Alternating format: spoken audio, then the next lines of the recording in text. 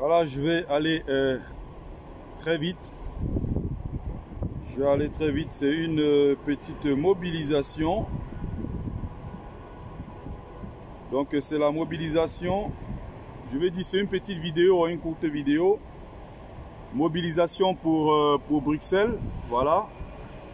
Mobilisation pour Bruxelles. Ça sera quelque chose de grandiose. Je vous donne rendez-vous le 17 à Bruxelles.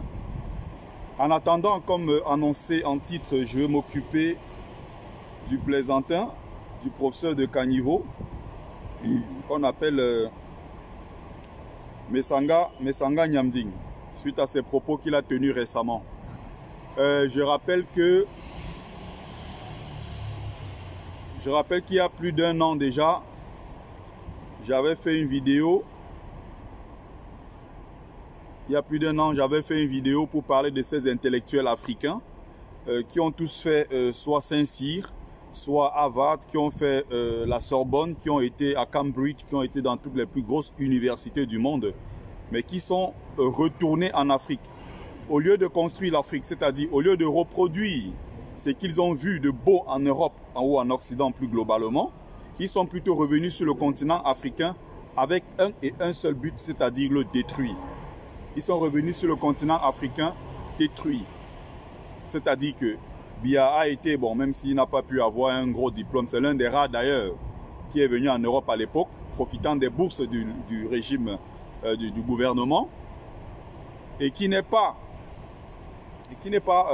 pu avoir un gros diplôme en Europe. C'est l'un des rares. Et qui est rentré à 29 ans, s'est installé et commencé à manger l'argent du contribuable camerounais.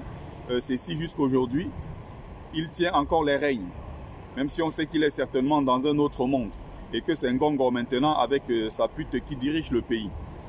Donc à l'époque, beaucoup venaient étudier ici.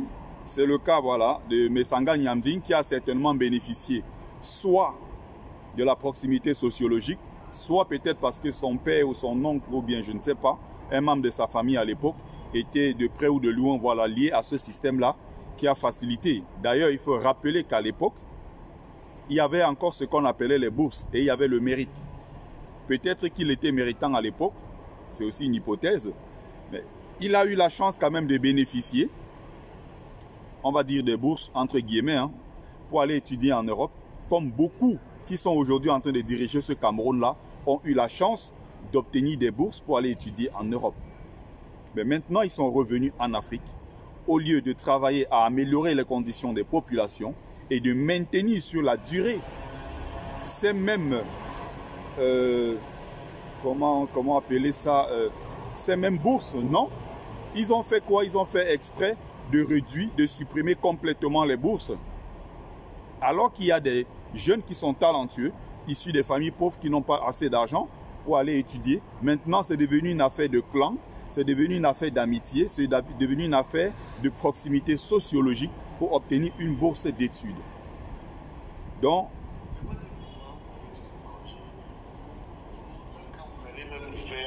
je ne sais pas si...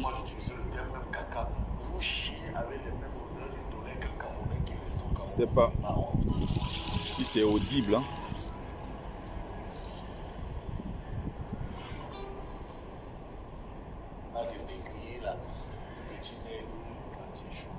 C'est pas du tout. Attends, le volume, je vais voir comment régler le problème du volume. Donc, encore une fois, les mêmes qui ont profité du système, aujourd'hui, arrivent et ferment le robinet, comme on dit. Donc, grosso modo, dans la vidéo,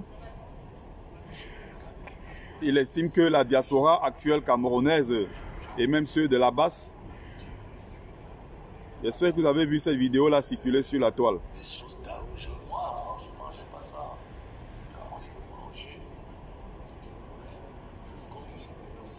Voilà. Donc, nos nourritures d'Afrique, entre guillemets, sont des nourritures, entre guillemets, villageoises, d'après lui. Et c'est des nourritures qu'il ne faut pas manger. Ou alors, même quand il mange ça, bon, en Europe, nous, ici, nous sommes des clochards. À l'époque, quand il était étudiant, il était vraiment un vrai Parisien. Et il mangeait de la choucroute, il mangeait, je sais pas, du camembert, il buvait du bon vin français. En fait, il était très intégré dans la culture française.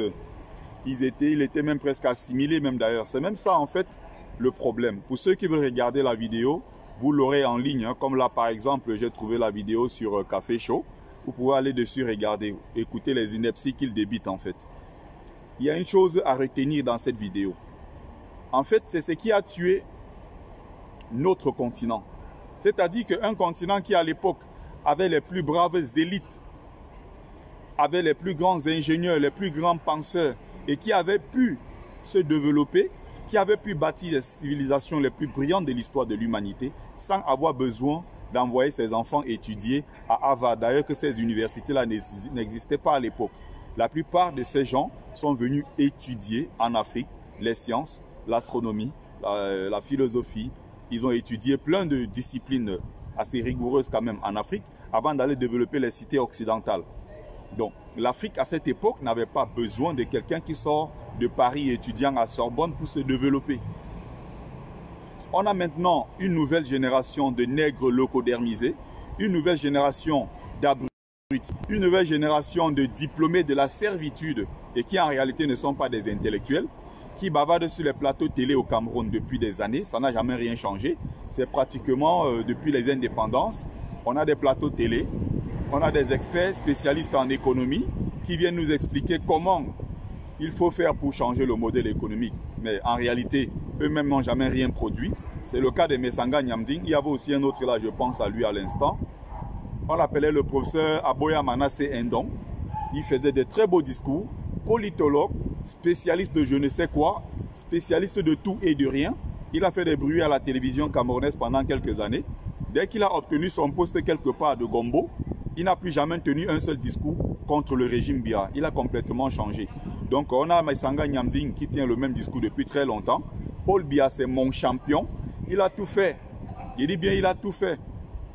Il est jaloux de Momo, Jean de Dieu, le comédien, parce que Momo a eu un poste de ministre. Lui aussi, il veut ce poste-là, il veut cette promotion. Depuis, ça ne marche pas. Et maintenant, ce qu'il sait faire, c'est quoi? Déverser sa haine et sa frustration sur les Camerounais qui sont en train de se battre en diaspora pour le changement. Donc, il s'adresse ici aux gens de la base en disant que, bon, c'est des illettrés et que même en Europe, je fais un résumé de sa courte vidéo. En Europe, nous sommes arrivés ici, nous nous sommes enfermés dans des quartiers où on mange d'une dollar, un peu comme pour dire qu'on mange des nourritures qui ne sont pas des nourritures civilisées, quoi. Et qu'on est venu en France, au lieu de s'intégrer ou bien de s'assimiler, on est resté dans la communauté camerounaise, manger d'une dollar, manger des bâtons de manioc, manger du cuit, manger du taro et tout ce qui va avec.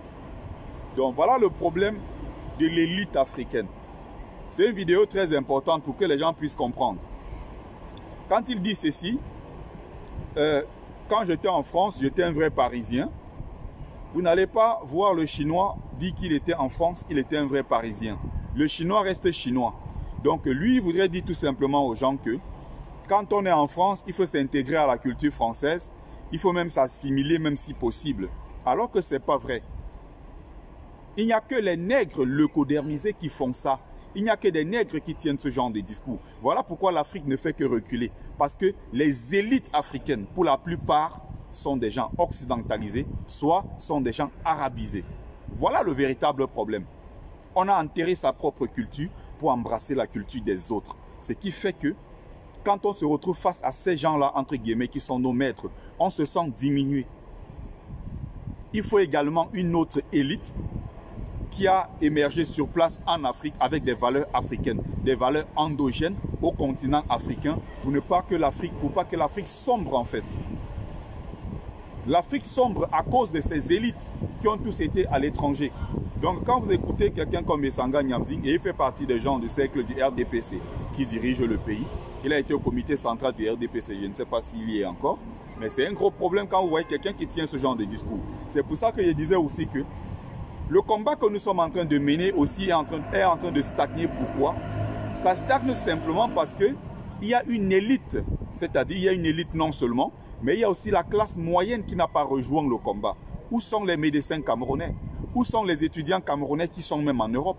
Où sont des avocats camerounais? Où sont des enseignants camerounais? Cette partie-là, c'est-à-dire cette classe moyenne-là a complètement disparu et ne s'intéresse pas. On laisse maintenant, nous les beaux ailleurs, se battre dans les rues. On laisse les feignants, les enfants des pauvres, comme ils aiment bien appeler, se battre. Et demain, ce sont eux qui vont récolter le butin, alors qu'ils sont cachés derrière. Donc, quand j'écoute ce discours d'une raclue comme Messanga Nyamding, je me dis quelque part, il expose quelque chose sans peut-être lui-même se rendre compte de sa bêtise, de sa connerie. Les Chinois arrivent en Afrique. Ils ont leur quartier. Je l'ai rappelé ici à 1000 occasions. Ils ont leur quartier. Ils ne s'intègrent pas.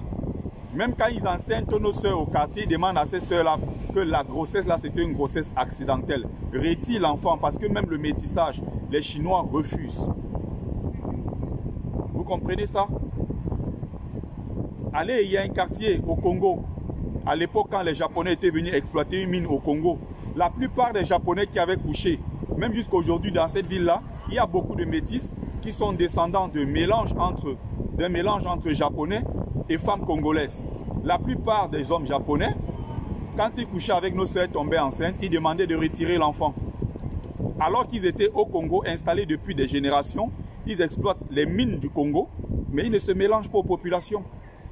Il n'y a que le nègre qui pense que parce qu'il est en France, il est étudiant à Sorbonne, il est étudiant, je ne sais pas, à Harvard, il est étudiant, je ne sais pas, à Cambridge, qu'il faut s'intégrer ou bien alors s'assimiler à la culture française, manger de la choucroute, manger, je ne sais pas, du camembert, boire du bon vin français et tout. Et donc, ceux qui sont comme nous autres, les enfants de, je ne sais pas, entre guillemets, des pauvres, qui sont en Europe et qui se battent pour le changement au Cameroun, c'est ceux-là qu'on traite de racailles parce que, salut Lydie Fouken, c'est-à-dire que c'est ceux-là qui sont en Europe qui ont échoué simplement parce qu'ils continuent de manger du taro. Regardez comment les gens raisonnent. Vous avez une classe moyenne, quand ils arrivent dans un avion, on demande qu'est-ce que vous mangez. Ils ne veulent pas entendre parler du coquille. Les bâtons de manioc, ça pue, alors que le camembert, ça pue 10 fois plus que ça. Mais il va critiquer les bâtons de manioc. Simplement parce que c'est une élite qui est aliénée. Et c'est un gros problème. C'est un handicap pour le développement de l'Afrique, avoir des gens comme ça à la tête de nos États, qui rêvent,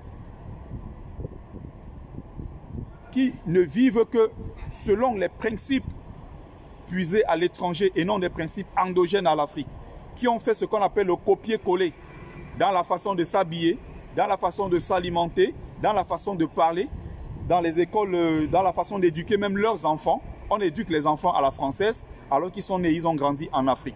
C'est le problème de cette élite. Donc Messanga Nyamding dans sa courte vidéo, je ne vais pas vous mettre ça ici parce que je n'ai pas assez de volume. Donc il dit grosso modo, quand on est en France, il faut faire comme des blancs. Et quand j'étais en France, il dit lui-même, j'étais un petit blanc.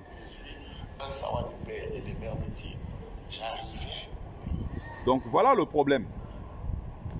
Il dit grosso modo, vous êtes en Europe, mais vous ne vous intégrez pas, vous continuez à manger des nourritures de sauvages. Voilà ce que Nyamding veut dire.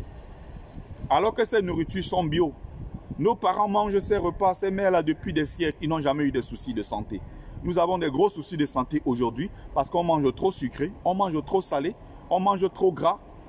Et tout de suite, c'est l'AVC qui vient après, c'est le diabète et toutes ces maladies-là. Alors que sur le continent africain, depuis des siècles, les populations n'avaient pas connu ces problèmes-là. Donc voilà encore une fois de plus les problèmes de nos élites. Pour ceux qui viennent d'arriver dans le live, n'hésitez pas, faites un petit tour de partage. Pour ceux qui viennent d'arriver dans le live. Donc ça c'était le premier problème, ça c'était le premier point. Je vais entrer maintenant, je vais développer le deuxième point, c'est aussi intéressant. Donc je suis en train de dire ceci, bon pour finir. Les Chinois, c'est-à-dire que sont arrivés en Afrique, c'est le cas au Cameroun, ils sont d'ailleurs très nombreux au Cameroun, mais vous allez voir, il y a des quartiers de plus en plus chinois. Je vais prendre le cas déjà de la France. Vous allez en France, vous venez à Paris, vous avez le 13e arrondissement qui est carrément un quartier chinois. Mais pourquoi les Chinois qui sont arrivés en France, ils n'ont pas choisi d'être un peu disséminés partout sur le territoire? Mais non, ils ont choisi leur quartier. Quand vous partez des places de Clichy, vous partez dans le 13e, vous partez vers Montgalais. Ici, en région parisienne même d'ailleurs, les Chinois ont leur quartier. Quand tu viens là-bas, les écritures au mur, c'est du chinois. J'étais allé à Belleville, j'ai réalisé une vidéo. Cette vidéo est encore présente sur ma chaîne YouTube, où les Chinois ont leur quartier, ils font leur commerce. ils mangent chinois, ils parlent chinois. Ils éduquent leurs enfants avec la langue qu'on appelle le mandarin. Et puis, important de le rappeler, quand leurs enfants finissent à l'école française, ils retournent dans ce qu'on appelle l'école chinoise, l'école du mandarin, où ils apprennent à écrire et à bien lire leur langue. Ils sont nés et grandis en France, mais ce n'est pas pour autant qu'ils se disent français. Ils se disent d'abord chinois et français par la suite. C'est comme les juifs, ils sont de partout dans le monde entier. Mais ils sont juifs américains, ils sont juifs français, ils sont juifs chinois, ils sont juifs ceci. Mais ils ne sont jamais français juifs, non. Ils sont juifs français. Ils ne sont jamais américains juifs, non. Ils sont juifs américains. Les mêmes Français qui nous accusent en Europe de faire ce qu'on appelle le communautarisme sont nombreux en Afrique. Ils ont l'auto-école française, c'est partout en Afrique. Mais pourquoi pas faire l'auto-école camerounaise? Ils ont leur auto-école avec le code de conduite français. Ils ont l'école américaine en Afrique. Ils ont l'école des Indo-Pakistanais au Kenya. Ils ont des villes entières avec des descendants.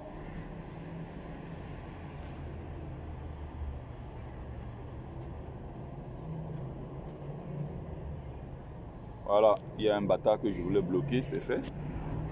Je continue. Donc, ils ont des villes entièrement chinoises. Ils ont des villes japonaises en Afrique. Ils ont des villes allemandes en Afrique.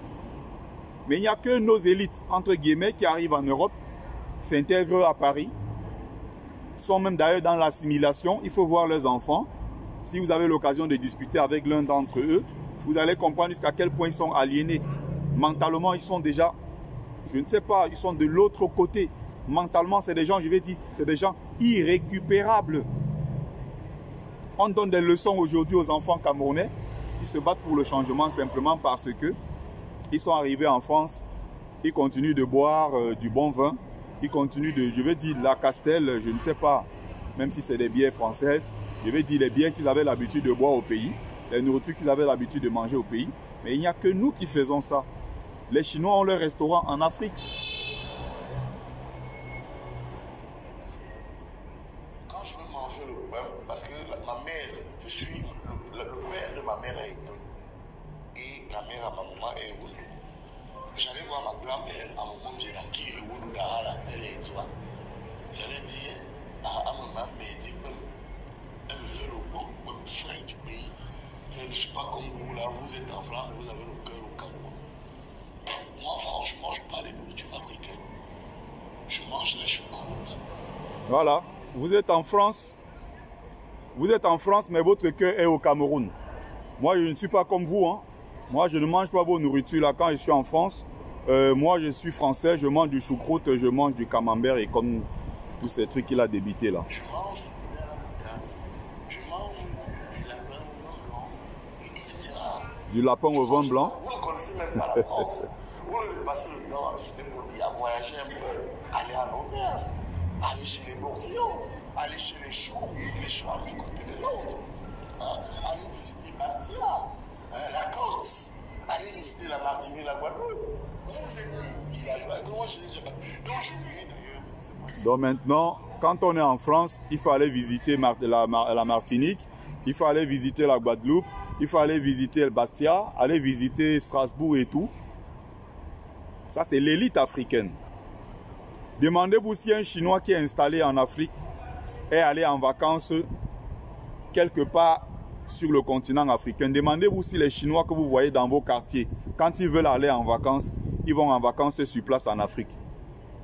Les Français qui vivent sur place là-bas, qui ont leur business en Afrique, les Occidentaux en général, est-ce qu'ils prennent leurs vacances sur place en Afrique? C'est la question qu'il faut se poser. Il n'y a que le nègre qui peut penser comme ça.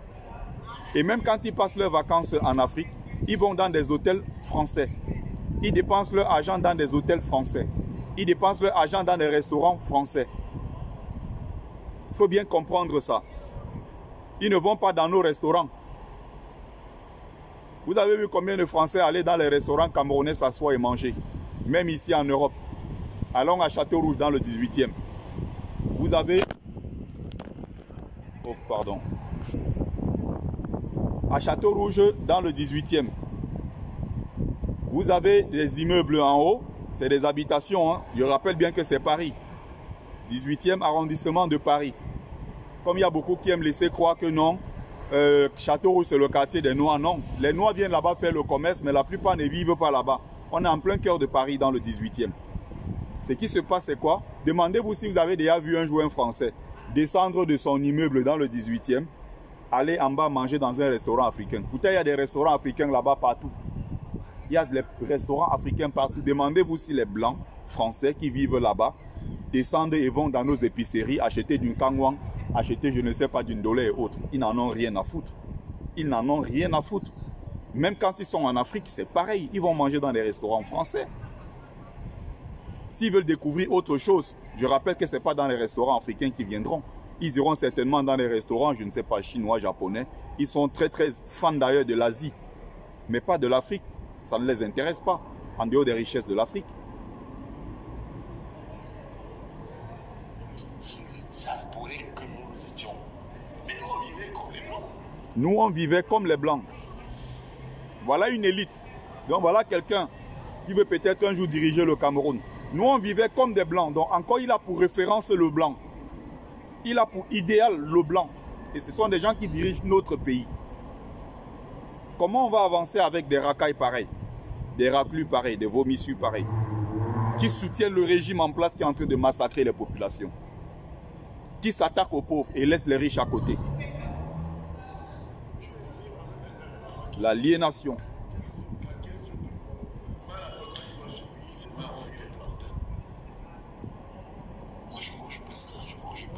Ils ne mangent pas les plantains frites. C'est des nourritures des sauvages, ça. Le chikwang, les alocos, il n'est pas dedans, ils ne mangent pas ça. Je ne mange pas ça. En France, je mange français. C'est là où commence même le désastre mental que vous vivez, surtout vous, les gars de la masse. Votre désastre mental est que France, vous aimez le garou et la sauce jaune. À partir de là, c'est terrible. Votre pays. Parce que le simple fait. Toutes ces histoires qu'ils racontent, j'ai déjà expliqué. Hein. Donc on est en France, mais notre cœur est au pays parce qu'on mange la nourriture africaine. Vous comprenez ça? C'est une insulte. Une insulte. Vous comprenez? J'ai pris 1000 exemples pour expliquer que les Occidentaux, quand ils se trouvent à l'étranger, vous avez la deuxième ville dans le monde où il y a le plus de Japonais, vous savez c'est où? C'est Sao Paulo au Brésil. Vous arrivez à Sao Paulo, vous avez l'impression que vous êtes au Japon. Il y a des quartiers entièrement japonais. Je dis bien, après Tokyo, c'est la deuxième ville dans le monde où on trouve plus de Japonais. Sao Paulo. Là-bas, ils mangent japonais. Ils sont nés et grandis au Brésil. Leurs enfants parlent portugais et tout, d'accord? Mais ils sont purement dans la culture et la tradition japonaise, nippone. Il n'y a que nos élites bâtardes pour penser comme ça. Que quand on est en France, il faut vivre comme des Blancs. Ce n'est pas interdit de connaître en même temps la culture française, mais être dans sa culture. J'aime le cuit, j'aime le lolé, j'aime le pain. Hein? Ou encore j'aime le kepel. Le seul fait de penser que si je m'amuse avec mon pays, je n'aurai plus l'occasion d'aller manger ces produits frais. Vraiment, s'il n'y a que la pensée à cela, vous aurez discipliné.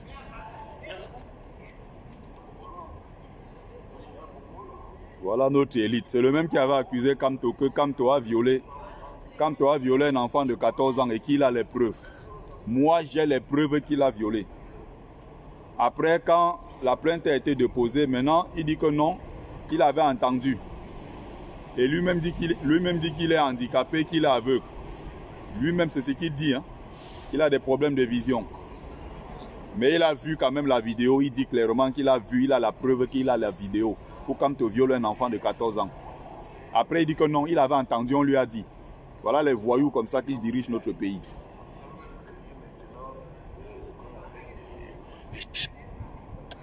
Hein? Les chantiers, vous allez manger le macaron, le poulet, le plantain entre vous les week-ends. Même les tops. Vous avez même les tops acides. Vous comprenez? Vous avez des grands vins. Hein? Prenez les vins. Aujourd'hui, avec un euro, vous buvez du bon vin. C'est quoi cette histoire? Vous allez toujours manger. Même quand vous allez même faire, excusez-moi d'utiliser le terme, même caca, vous chiez avec les mêmes odeurs du toilette qu'un Camerounais qui reste au Cameroun, vous n'avez pas honte. Là, je m'adresse à vous.